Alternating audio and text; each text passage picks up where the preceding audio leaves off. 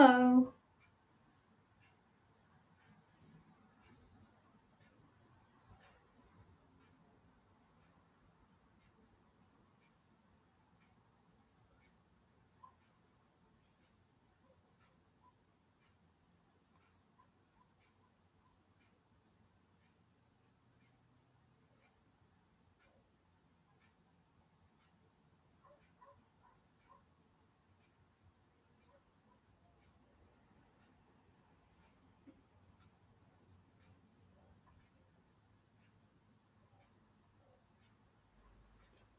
Okay,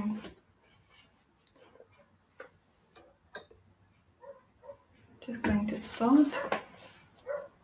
Hey, if you're feeling anxious, restless, a little bit lonely, or heavy hearted, and looking for a peaceful, quiet corner of the internet, I'm here for you. Welcome to my channel. Come sit with me. My name is Danil, and I'm gonna read to you while you hold yourself a little tighter. Rest and breathe.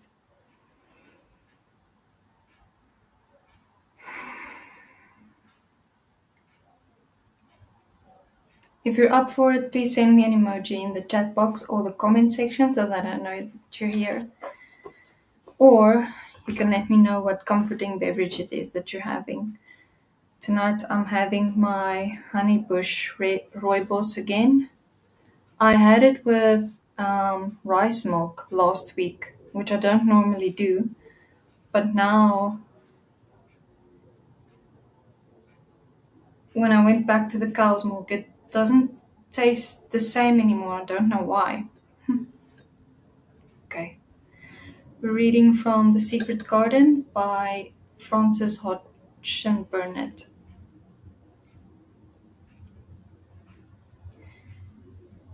This is such a big, lonely place, she said slowly, as if she were turning matters over in her mind. The house is lonely, and the park is lonely, and the gardens are lonely. So many places seem shut up. Pineapple flavored water for me. Yay! That sounds lovely.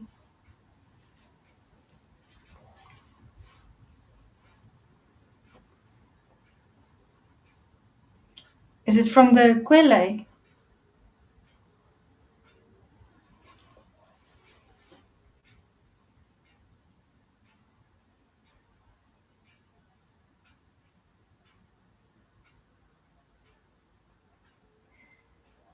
I never did many things in India, but there were more people to look at. Natives and soldiers marching by, and sometimes bands playing, and my ayah told me stories. Yay! I love Aquile. I like that it's not sweetened with cane sugar and it uses fructose, which technically isn't better on your liver if you don't increase your fiber intake. But I love the marula flavor. That one is my favorite. That's great. Nice. I never did many things in India, but there were more people to look at, natives and soldiers marching by, and sometimes bands playing, and my ayah told me stories. There is no one to talk to here except you and Ben Weatherstaff, and you have to do your work, and Ben Weatherstaff won't speak to me often. I thought if I had a little spade, I could dig somewhere as he does, and I might take a little garden if he would give. Make a little garden if he would give me some seeds. Martha's face quite lighted up. There now, she exclaimed. If that wasn't one of the things said, she says, there's such a lot of room in that big place. Why don't they give her a bit of herself, even if she doesn't plant nothing but parsley and radishes? She'd dig a rake away and be right down happy over it. Them was the very words she said. Were they? Said Mary. How many things she knows, doesn't she? Aye, said Martha. It's like she says, a woman as brings up 12 children learns something besides her ABC. Children's as good as arithmetic to set you finding out things. How much would a spade cost, a little one? Mary asked. Well, was Martha's reflective answer, at Thwaite village there's a shop or so, and I saw little garden sets with a spade and a rake and a fork, all tied together for 2 shillings, and they were stout enough to work with too. I've got more than that in my purse, said Mary. Mrs. Morrison gave me 5 shillings, and Mrs. Maidlock gave me some money from Mr. Craven. Did he remember thee that much? Exclaimed Martha. Mrs. Medlock said I was to have a shilling a week to spend. She gives me one every Saturday. I didn't know what to spend it on. My word, that's riches, says Martha. Thou can buy anything in the world thou wants. The rent of a cottage is only 1 and 3 pence, and it's like pulling teeth to get. Now I've just thought of something, putting her hands on her hips. What? Said Mary eagerly. In the top of Thwaite they sell packages of flower seeds for a penny each, and our Dickon he knows which is the prettiest ones, and how to make 'em grow. He walks over to Thwaite many a day, just for the fun of it. Dost thou know how to print letters? Suddenly. I know how to write, Mary answered. Martha shook her head. Our Dickon can only read print if thou could print. We could write a letter to him and ask him to go and buy the garden tools and the seeds at the same time. Oh, you're a good girl, Mary cried.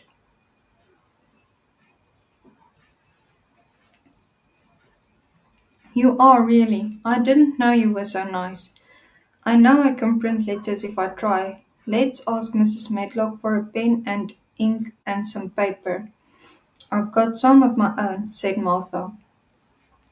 I bought 'em so I could print a letter of print a bit.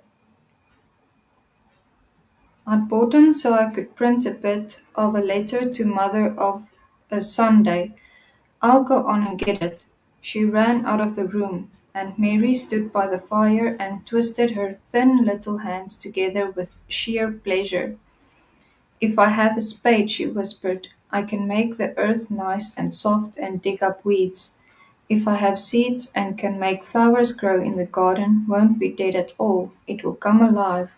She's going to have to make 2 gardens.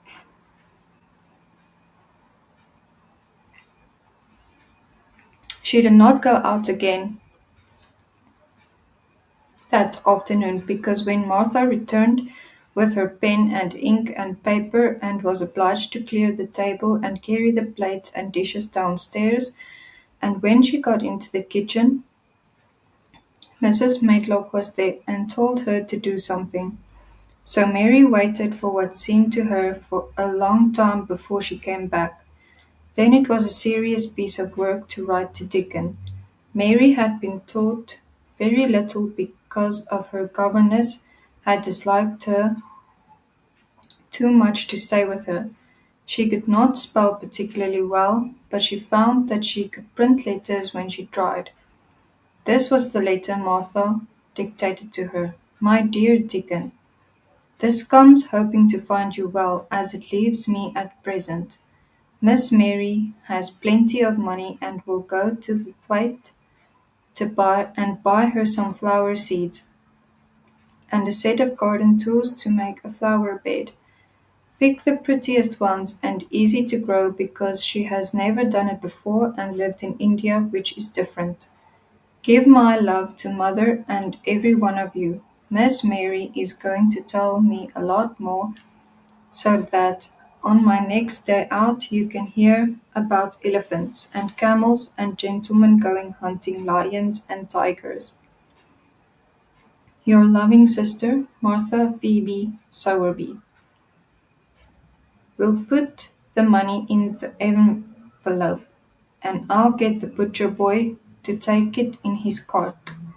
"He's a great friend of Dickon's," said Martha. "How shall I get the things when Dickon buys them?" "He'll bring 'em to you himself. He'll like to walk over this way." "Oh!" exclaimed Mary, "then I shall see him. I never thought I should see Dickon." "Does thou want to see him?" asked Martha suddenly, for Mary had looked so pleased. "Yes, I do. I never saw a boy foxes and crows loved. I want to see him very much." Martha gave a little start as if she remembered something. "Now to think," she broke out. "To think o' me forgetting that there, and I thought I was going to tell you first thing this morning. I asked mother, and she said she'd asked Mrs. Medlock her own self."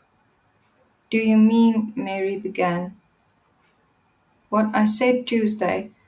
Ask her if I might be driven over to our cottage some day and have a bit o' mother's hot oat cake and butter and glass o' milk." It seemed as if all the interesting things were happening in one day. To think of going over the moor in the daylight and when the sky was blue. To think of going into the cottage which had 12 children. "Does she think Mrs. Medlock would let me go in?" she asked quite anxiously. "Aye, she thinks she would.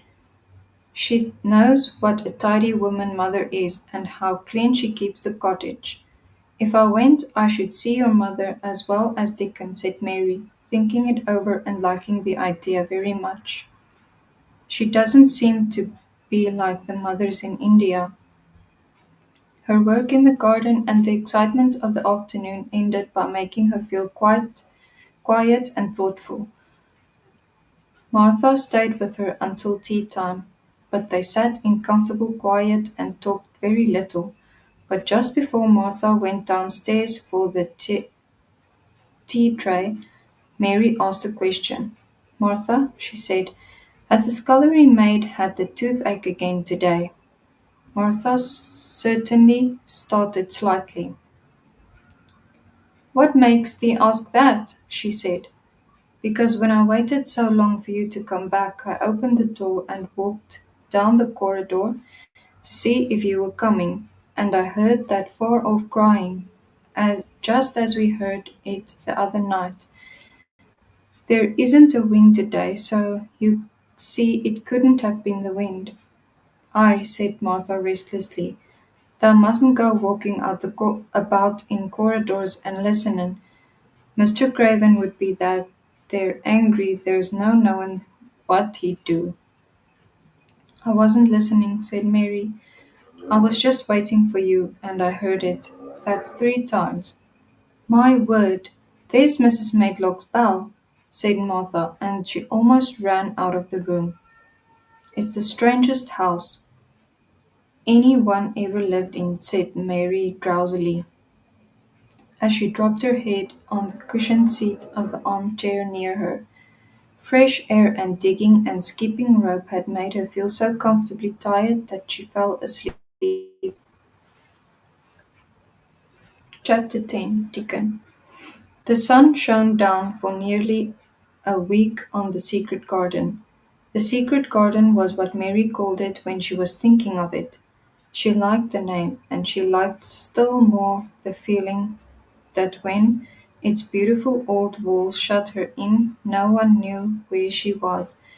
It seemed almost like being shut out of the world in some fairy place.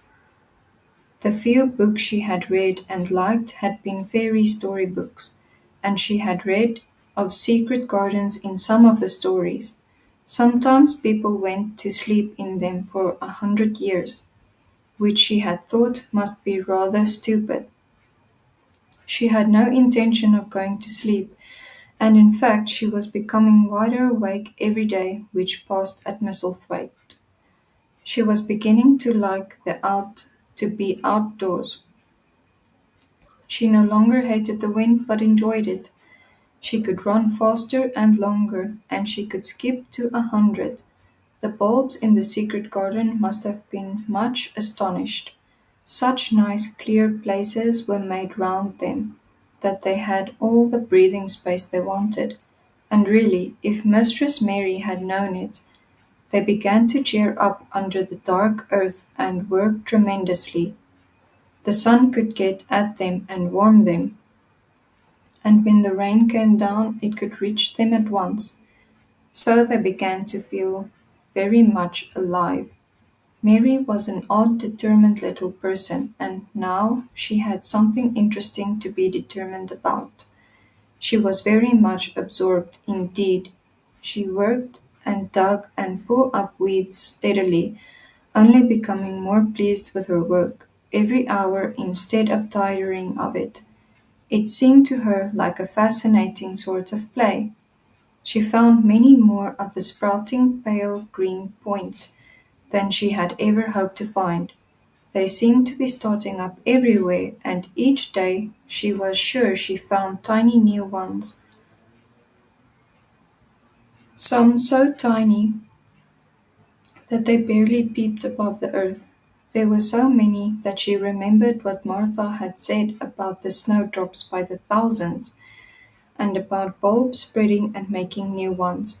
These had been left to themselves for 10 years, and perhaps they had spread like the snowdrops into thousands.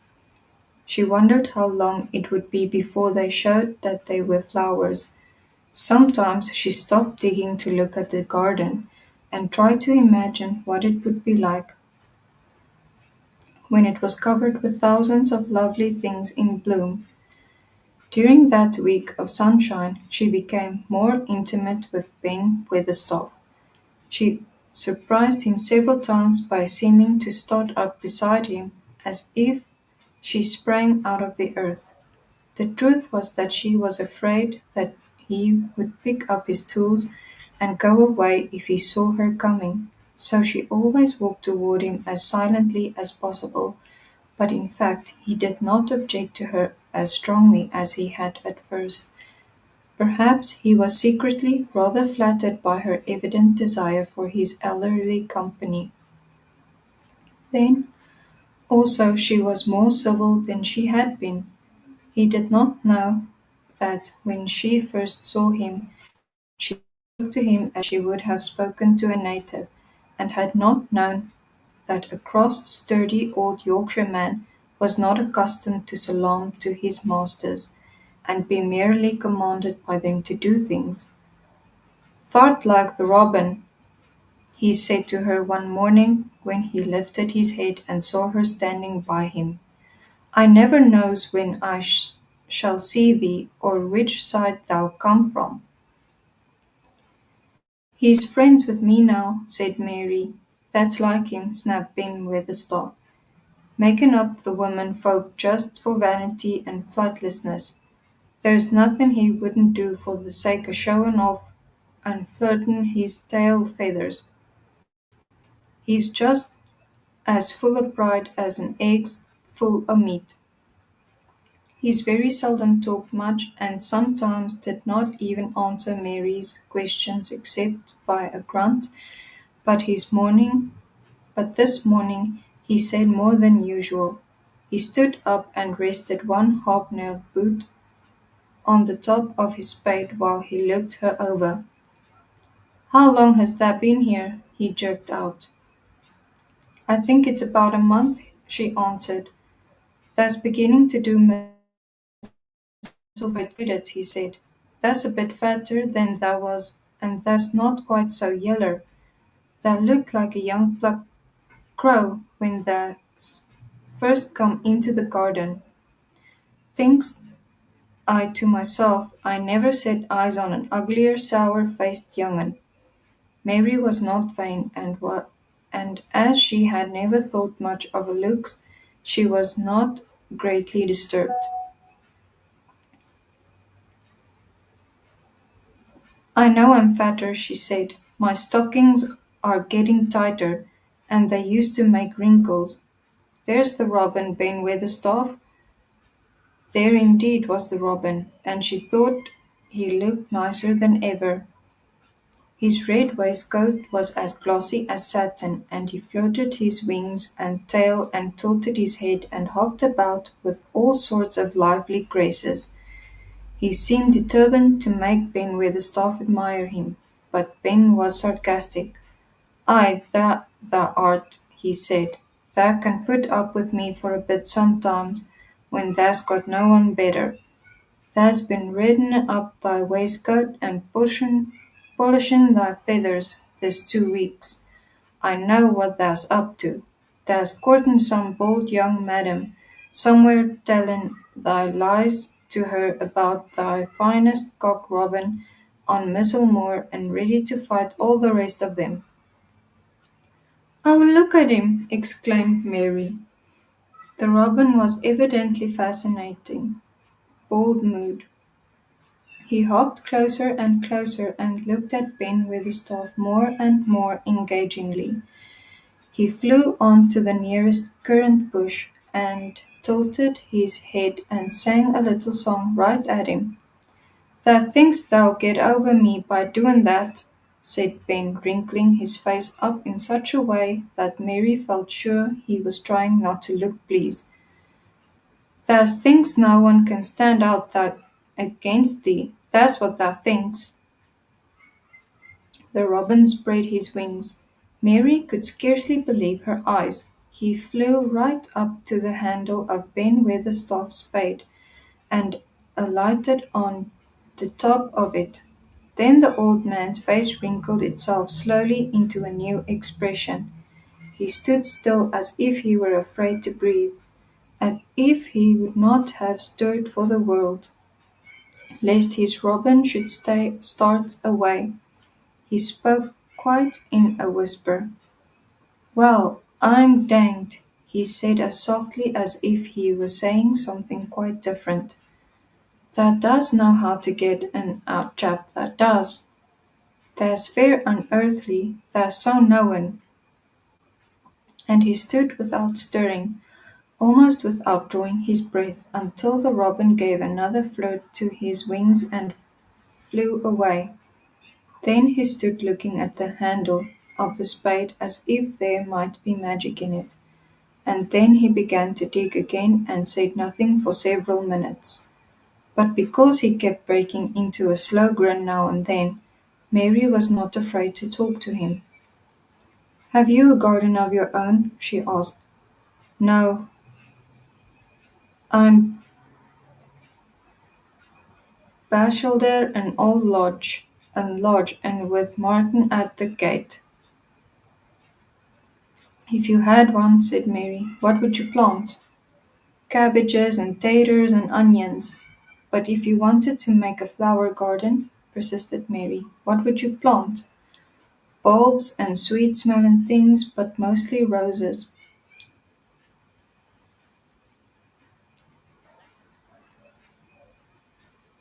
Mary's face lit up. "Do you like roses?"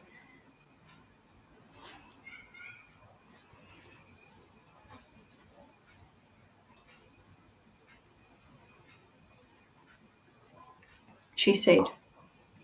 Ben Weatherstaff rooted up a weed and threw it aside before he answered. "Well, yes, I do. I was learned that by a young lady I was gardener to. She had a lot in a place she was fond of, and she loved 'em like they was children or robins. I've seen her bend over and kiss 'em." He dragged out another weed and scowled at it.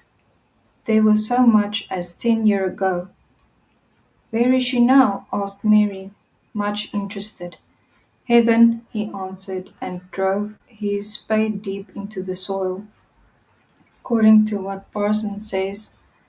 "What happened to the roses?" Mary asked again, more interested than ever. "They was left to themselves." Mary was becoming quite excited. "Did they quite die? Do roses quite die when they are left to themselves?" she ventured. "Well,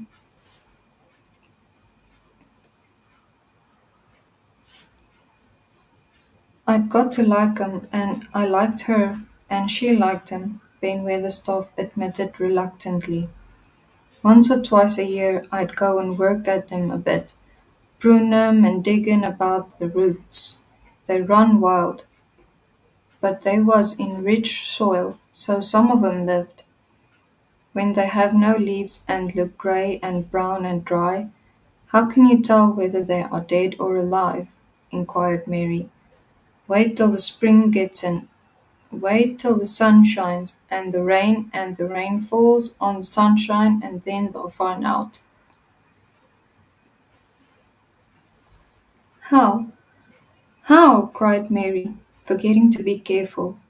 Look along the twigs and the branches, and if thou sees a bit of brown lump swelling in there, watch it after the warm rain and see what happens.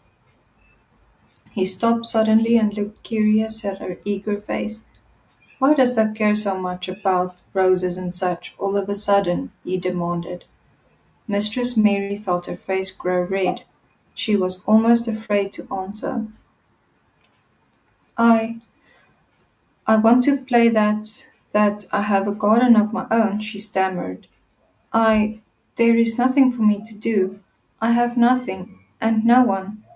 Well, said Ben Weatherstaff slowly as he watched her. That's true. Thou hasn't. He said it in such an odd way that Mary wondered if he was actually a little sorry for her. She had never felt sorry for herself.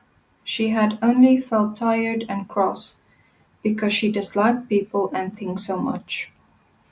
But now that the world seemed to be changing and getting nicer, if no one found out about the secret garden, she should enjoy herself always. She stayed with him for 10-15 minutes longer and asked him as many questions as she dared. He answered every one of them in his queer grunting way, and he did not seem really cross, and did not pick up his spade and leave her. He said something about roses just as she was going away, and it reminded her of the ones he had said he had been fond of. Do you go and see those other roses now? He said. She asked. Not been this year. My rheumatics made me too stiff in the joints. He said it in his grumbling voice, and then quite suddenly he seemed to get angry with her, though she did not see why he should. Now look here, he said sharply. Don't thou ask so many questions. Thou'rt thou worst wench for asking questions I've never come across. Get thee gone, and play thee. I'm done talking for today. And he said it so crossly that she knew there was not the least use in staying another minute. She went skipping slowly down the outside walk, thinking him over and saying to herself that, queer as it was, he was another person whom she liked in spite of his crossness. She liked old Ben Weatherstaff, yes, she did like him. She always wanted to.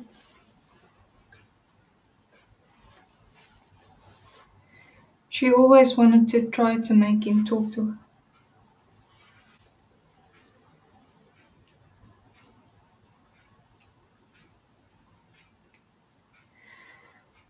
Also, she began to believe that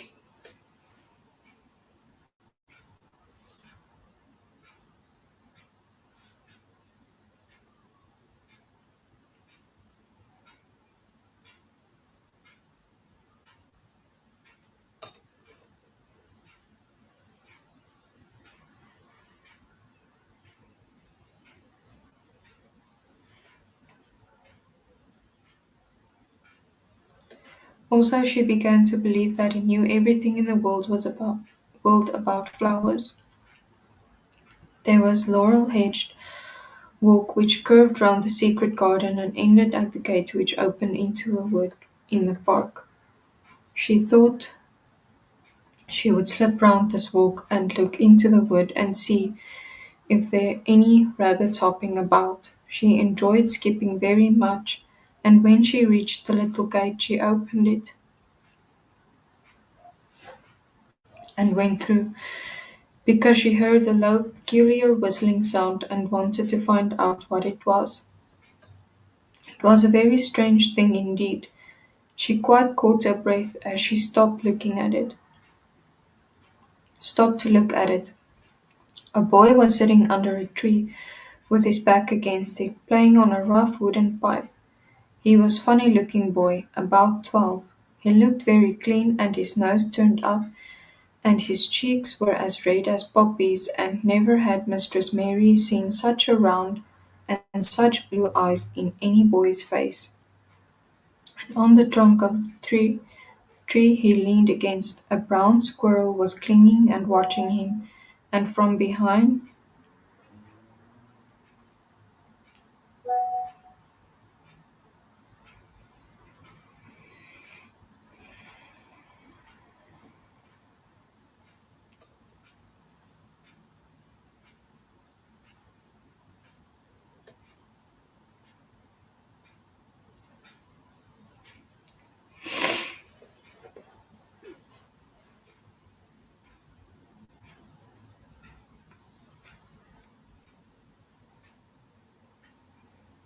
a bush nearby, a cock pheasant was delicately stretching his neck to peep out, and quite near him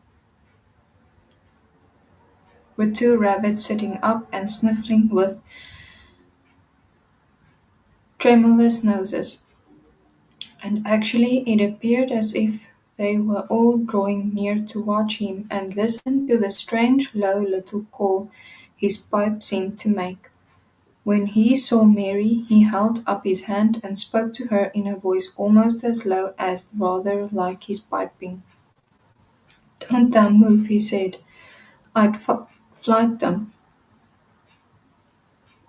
Mary remained motionless. He stopped playing his pipe and began to rise from the ground. He moved so slowly that it scarcely seemed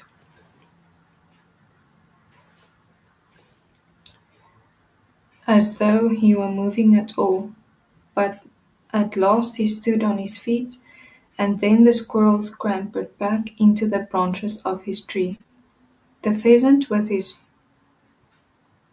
The pheasant withdrew his head, and the rabbits dropped on all fours and began to hop away, though not at all as if they were frightened.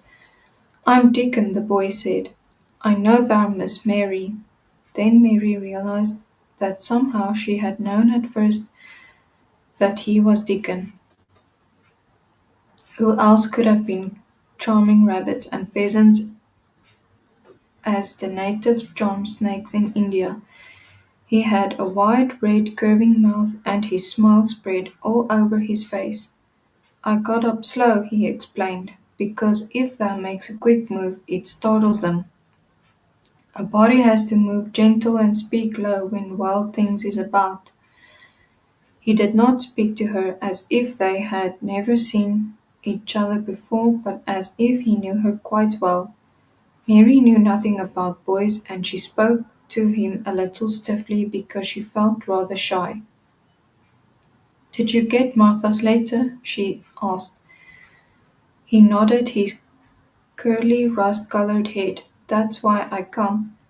He stood to pick up something which had been lying on the ground beside him when he piped. "I've got the garden tools. There's a little spade and rake, a fork, a hoe. Aye, they're good uns. There's a towel too. There's a trowel too." And the woman in the shop threw in a packet of white poppy and one of blue larkspur when I bought the other seeds. "Will you show the seeds to me?" Mary said. She wished she could talk as he did. His speech was so quick and easy.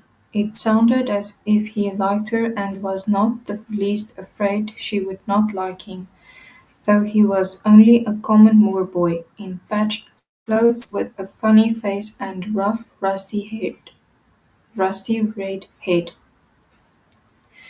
As she came closer to him, she noticed that there was a clean, fresh scent of heather and grass and leaves about him, almost as if he were made of them.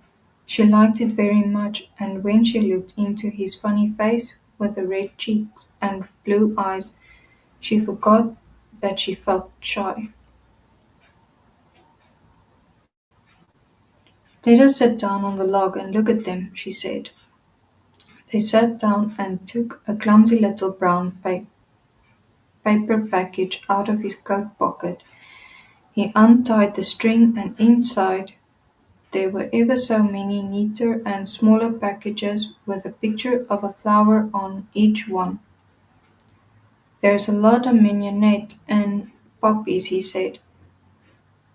"Mignonette's the sweetest smelling thing as grows and it'll grow wherever you cast it, same as poppies will. Them as'll shall come up and bloom as if just whistle to them. Nicest of all." He stopped and turned his head quickly, his poppy-cheeked face lighting up. "Where's that robin as is calling us?" he said. The chirp came from a thick holly bush, bright with scarlet berries, and Mary thought she knew whose it was. "Is it really calling us?" she asked. "Aye," said Dickon, as if it was the most natural thing in the world. "He's calling some of his friends with. That's the same as saying, 'Here I am. Look at me. I want a bit of a chat.' There he was in the bush. Who is he? Whose is he?" "He's Ben Weatherstaff's, but I think he knows me a little," answered Mary. "Aye, he knows thee," said Dickon, in his low voice again, "and he likes thee. He's took thee on. He'll tell me all about thee in a minute." He moved quite close to the bush with slow movement Mary had noticed before, and then he made a sound almost like the robin's own twitter. The robin listened a few seconds intently, and then answered quite as if he were replying to a question. "Aye, he's a friend of yours," chuckled Dickon. "Do you think he is?" cried Mary eagerly. She did so want to know. "Do you think he really likes me?" "He wouldn't come near thee if he didn't," answered Dickon. "Birds is rare choosers, and the robin can flout a body worse than a man. See, he's making up to thee now. Canna thou see a chap, he's saying?" And it really seemed as if it must be true. He so sidled and tittered and tiddled and popped his bush. "Do you understand everything birds say?" said Mary. Dickon's grin spread until he seemed all wide, red, curving mouth, and he rubbed his rough head. "I think I do, and I think I do. I think I do, and they think I do," he said. "I've lived on the moor with them so long. I've watched them break shell and come out a fledge and learn to fly and begin to sing, till I think I'm one of them. Sometimes I think perhaps I'm a bird or a fox or a rabbit or a squirrel or even a beetle, and I don't know it." He laughed and came back to the log and began to talk about the flower seeds again. He told her what they looked like when they were flowers. He told her how to plant them and watch them and feed them and water them. "See there," he said suddenly, turning round to look at her. "I'll plant them for thee myself." "Where's in that garden? Where is that garden?" Mary's thin hands clutched each other and as they lay in her lap. She did not know what to say. For a whole minute she said nothing. She had never thought of this. She felt miserable, and she felt as if she went red and then pale. "Tha's got a bit of garden, hasn't tha?" Dickon said. It was true that she had turned red and then pale. Dickon saw her do it, and as she still said nothing, he began to be puzzled. "Wouldn't thou give thee a bit?" he asked. "Hast thou got any yet?" She held her hands tighter and turned her eyes toward him. "I don't know anything about boys," she said slowly. "Could you keep a secret if I told you one? It's a great secret. I don't know what I should do if anyone found it out. I believe I should die, she said the last sentence quite fiercely. Deacon looked more puzzled than ever, and even rubbed his hand over his rough head again, but he answered quite good-humouredly. "I'm keeping secrets all the time," he said. "If I couldn't keep secrets from the other lads, secrets about foxes and cubs and birds, nests and wilder things, holes, there'd be not safe on the moor. I can keep secrets." Mistress Mary did not mean to put out her hand and clutch his sleeve, but she did it. "I've stolen a garden," she said very fast. "It isn't mine, it isn't anybody's. Nobody wants it, nobody cares for it. Nobody ever goes into it. Perhaps everything is dead in it already. I don't know." She began to feel hot and as contrary she had ever felt in her life. "I don't care. I don't care. Nobody has any right to take it from me when I care about it and they don't. They're letting it die, all shut in by itself," she ended passionately, and she threw her arms over his face and burst out crying. Poor little Mistress Mary. Deacon's curious blue eyes grew rounder and rounder. "I," he said, drawing his exclamation out slowly, and the way he did it meant both wonder and sympathy. "I've nothing to do," said Mary. "Nothing belongs to me. I found it myself and I got into it myself. I was only just like the little I was only just like the robin, and they wouldn't take it from the robin." "Where is it?" asked Deacon in a dropped voice. Mistress Mary got up from the log at once. She knew she felt contrary again, and obstinate, and she did not care at all. She was imperious and Indian, and at the same time hot and sorrowful. "Come with me and I'll show you," she said. She led him round the laurel path and the walk where the ivy grew so thickly. Deacon followed her with a queer, almost pitying look on his face. He felt as if he were being led to look at some strange bird's nest and must move softly. When she stepped to the wall and lifted the hanging ivy, he startled. There was a door and Mary pushed it slowly open and they passed in together, and then Mary stood and waved her hand round defiantly. "It's this," she said. "It's a secret garden and I'm the only one in the world who wants it to be alive." Dickon looked round and round about it, and round again. He almost whispered, "it as a queer pretty place. It's like as if a body was in a dream." Dickon, uh, Chapter 11.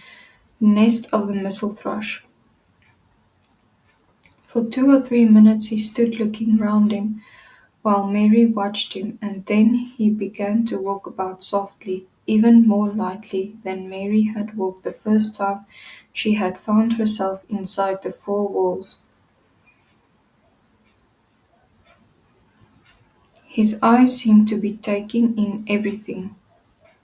The great trees with the great creers climbing over them and hanging from the branches, the tangle on the walls, and among the grass the evergreen alcoves with the stone seats and tall flower urns standing in them. "I never thought I'd see this place," he said at last in a whisper. "Did you know about it?" asked Mary. She had spoken aloud and he made a sign to her. "We must talk low," he said, "or someone'll hear us and wonder what's to do in there." "Oh, I forgot," said Mary, feeling frightened and putting her hand quickly against her mouth. "Did you know about the garden?" she asked again, when she had recovered herself. Deacon nodded. "Martha told me there was one, as no one ever went inside," he answered. "Us used to wonder what it was like." He stopped and looked round at the lovely grey tangle about him, and his round eyes looked queerly happy. "Aye, the nest as'll be here come springtime," he said. "It be the safest nesting place in England. No one never come near the tangles o' the trees and roses to build in. I wonder all the birds on the moor don't build here." Mistress Mary put her hand on his arm again without knowing it. "Will there be roses?" she whispered. "Can you tell? I thought perhaps they were all dead." "I no, not them, not all of them," he answered. "Look here." He stepped over to the nearest tree, an old one with grey lichen all over its bark, but upholding a curtain of tangled sprays and branches. He took a thick knife out of his pocket and opened one of its blades. "There's lots of dead wood as ought to be cut out," he said, "and there's a lot of old wood, but it made some new last year. This there's a new bit," and he touched a shoot which looked brownish green instead of hard, dry grey. Mary touched it herself in an eager, reverent way. "That one," she said, "is that one quite alive?" Dickon curved his wide, smiling mouth. "It's as weak as you or me," he said, and Mary remembered what Martha had told her, that weak meant alive or lively. "I'm glad it's weak," she cried out in her whisper. "I want them all to be weak. Let us go around the garden and count how many weak ones there are." She quite panted with eagerness, and Dickon was eager as she was. They went from tree to tree and from bush to bush. Dickon carried his knife in his hand and showed her things which she thought wonderful. "They've run wild," he said, "but the strongest ones has fair thrived on it. The delicatest ones has died out, but the others has grown and growed, and spread its spread, till there's a wonder. See here," and he pulled down a thick, dry-looking branch. "A body might think that was dead wood, but I don't believe it is. Down to the root. I'll cut it down and see." He knelt, and with his knife cut the lifeless-looking branch through, not far above the earth. "There," he said exultantly. "I told thee so. There's a green in that wood yet. Look at it." Mary was down on her knees before he spoke, gazing with all her might. "When it looks a bit greenish and juicy like that, it's wick," he explained. "When it's inside and dry and breaks easy, look like this here piece I've cut off, it's done for. There's a big root here as all this live wood sprung out of, and if the old wood's cut off and it's dug round and took care of there'll be—" He stopped and lifted his face to look up at the climbing and hanging sprays above him. "There'll be a fountain o' roses here this summer." They went from bush to bush and from tree to tree. He was very strong and clever with his knife, and knew how to cut the dry and dead wood away, and could tell when an unpromising bough or twig had still green life in it. In the course of half an hour Mary thought she could tell too, and when he cut through a lifeless-looking branch she would cry out joyfully under her breath. When she caught sight of the least shade of the moist green, the spade and hoe and fork were very useful. He showed her how to use the fork while he dug about roots with the spade and stirred the earth and let the air in. They were looking industriously round one of the biggest standard roses when he caught sight of something which made him utter an exclamation of surprise. "Why!" he cried, pointing to the grass a few feet away. "Who did that there? It was one of Mary's own little clearings around the pale green points. "I did it," said Mary. "Why, I thought that didn't know nothing about gardening," he exclaimed. "I don't," she answered, "but they were so little and the grass was so thick and strong, and they looked as if they had no room to breathe, so I made a place for them. I don't even know what they are." Dickon went and knelt down by them, smiling his wide smile.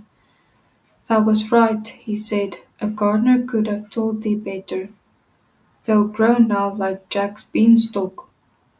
They're crocuses and snowdrops, and these there is narcissus," turning to another patch, "and here's daffodillies. Aye, they will be a sight." He ran from one clearing to another. "Thou hast done a lot of work for such a little wench," he said, looking her over.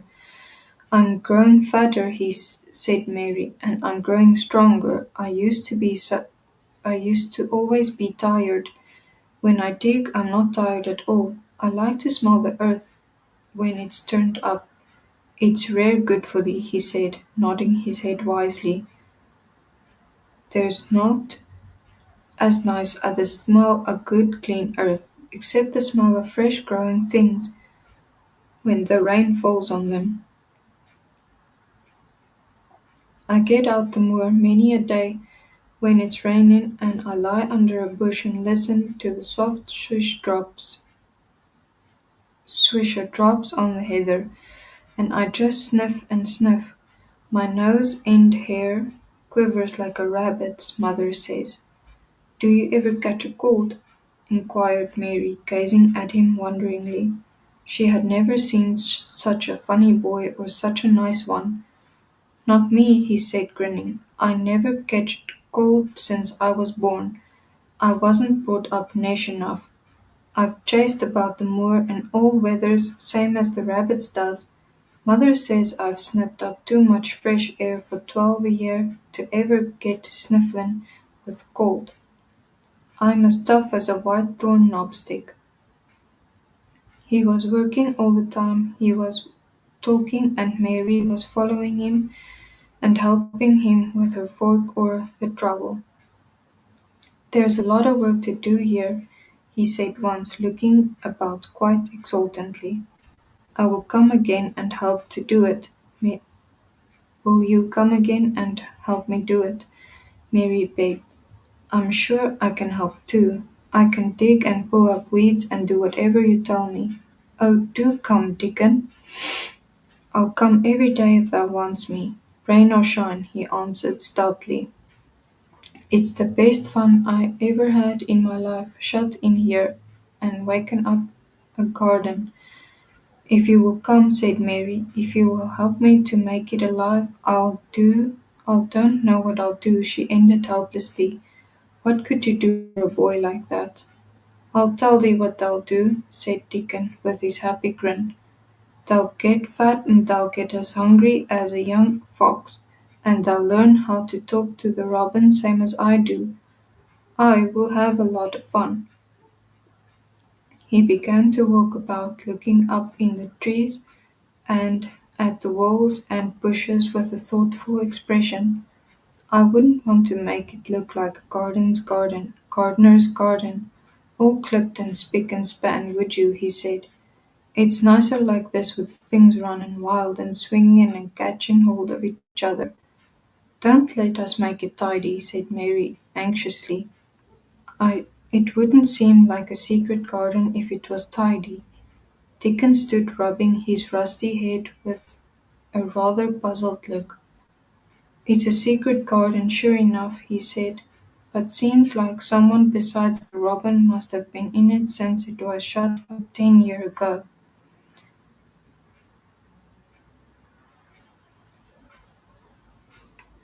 "But the door was locked and the key was buried," said Mary.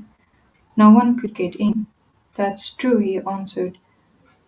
"It's a queer place, same to me as if there'd been a bit of prunin' done here and there later than 10 year ago." "But how could it have been done?" said Mary. He was examining a branch of a standard rose and he shook his head. "Ay, how could it?" he murmured, with the door locked and the key buried. Mistress Mary always felt that however many years she lived, she should never forget that this morning when her garden began to grow. Of course it did seem to begin to grow for her that morning. When Deacon began to clear places to plant seeds, she remembered that Basil had sung at her when he wanted to tease her. "Are there any flowers that look like bells?" she inquired. "Lilies of the valley, he does," he answered, digging away with a trowel. "And there's Canterbury bells and campanulas." "Let's plant some," said Mary. "There's lilies of the valley were here already. I saw 'em. They'll have grow too close and we'll have to separate them. But there's plenty. The other one takes 2 years to bloom from seed, but I can bring you some bits of plants from our cottage garden." "Why does thou want them?" Then Mary told him about Basil and his brothers and sisters in India, and of how she had hated them, and of their calling her Mistress Mary quite contrary.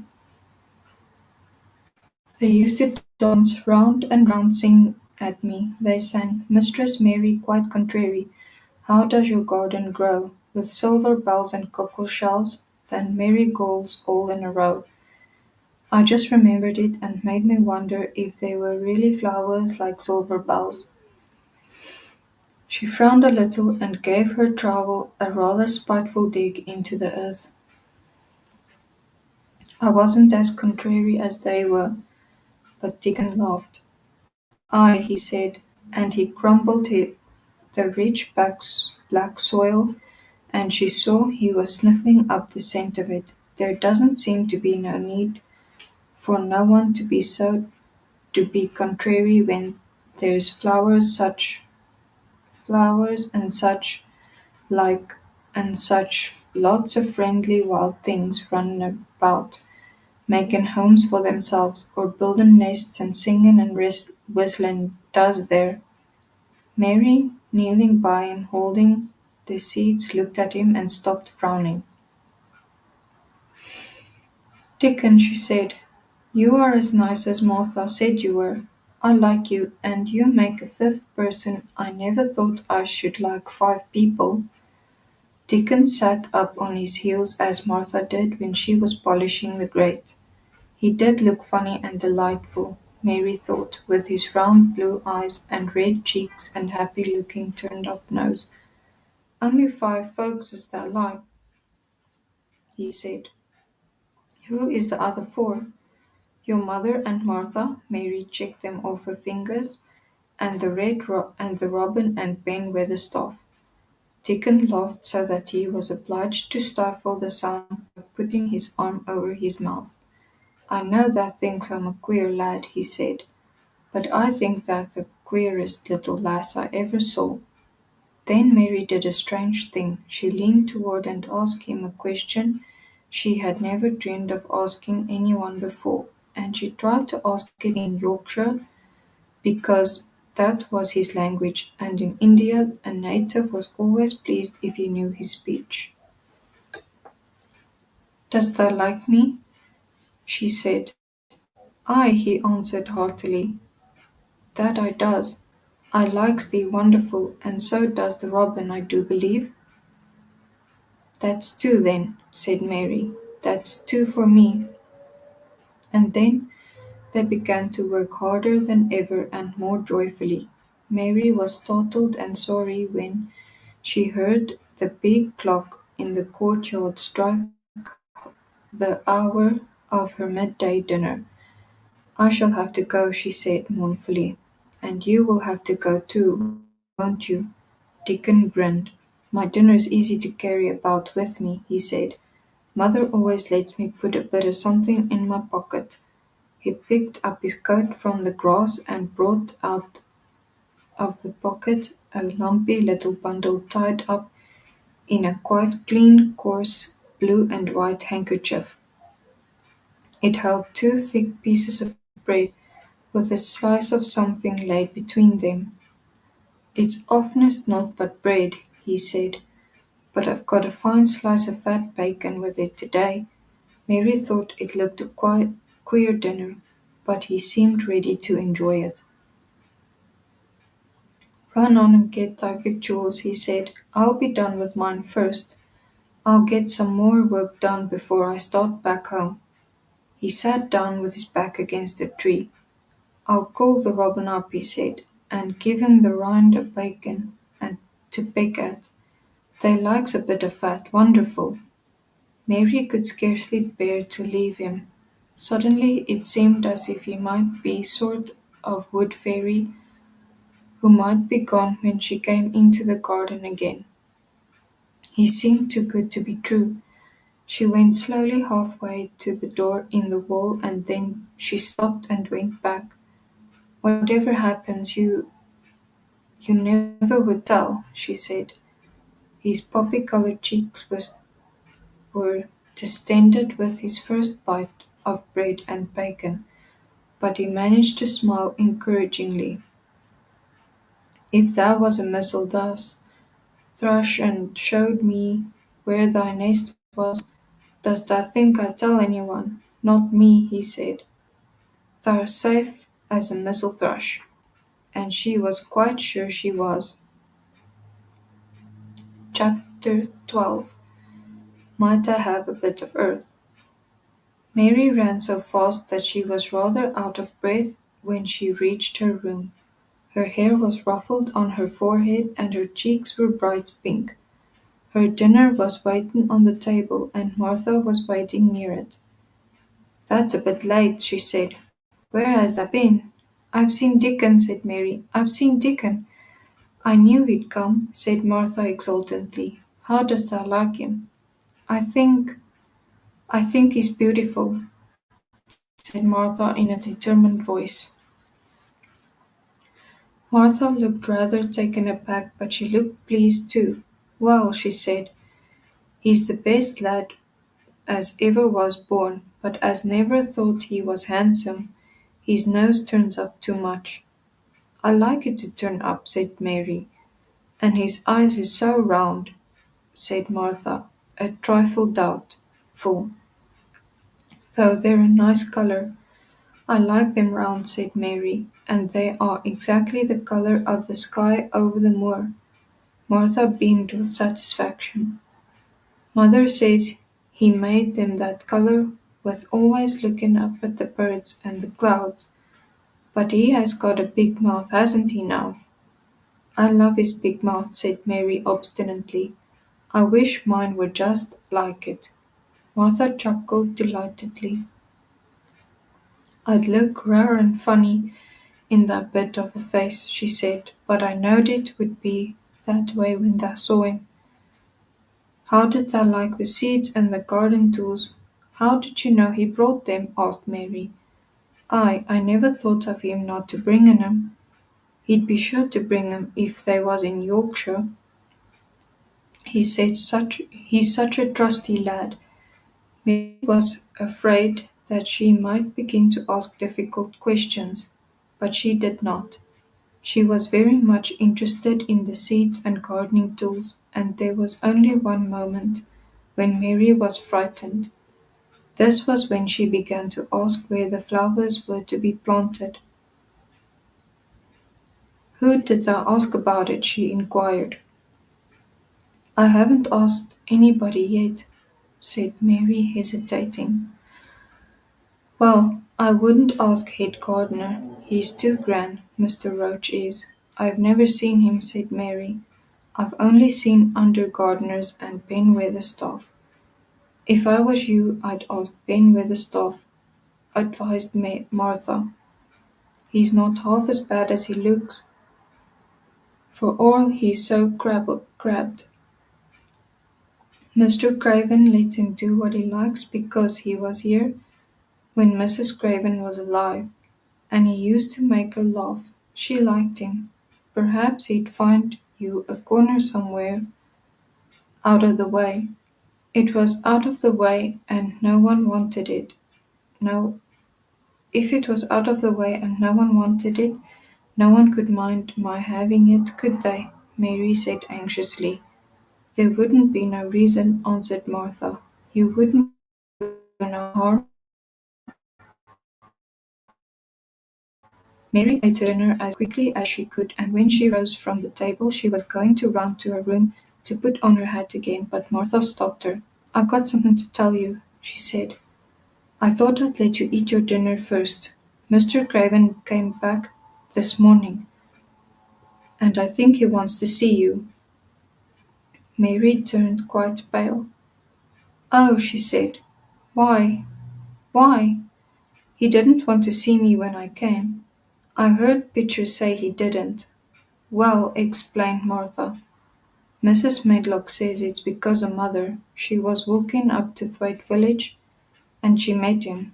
She'd never spoke to him before, but Mrs. Craven had been to our cottage 2 or 3 times.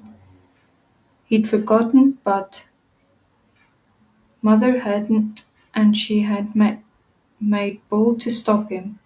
I don't know what she said to him about you, but she said something, and has put him in the mind to see you before he goes away again tomorrow. Oh, cried Mary, is he going away tomorrow? I'm so glad. He's going for a long while. He mayn't come back till autumn or winter. He's going to travel in foreign places. He's always doing it. Oh, I'm so glad, said Mary thankfully. If he did not come back until winter or even autumn, there would be time to watch the secret garden come alive, even if he found out and took it away from her, and she would have had that much at least.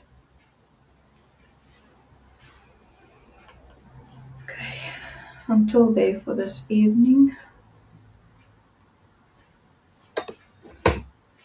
Thank you for joining me and thank you for sitting with me. If you need me again, I'll be back soon. And in the meantime, please take good care of your heart and your mind. Good night.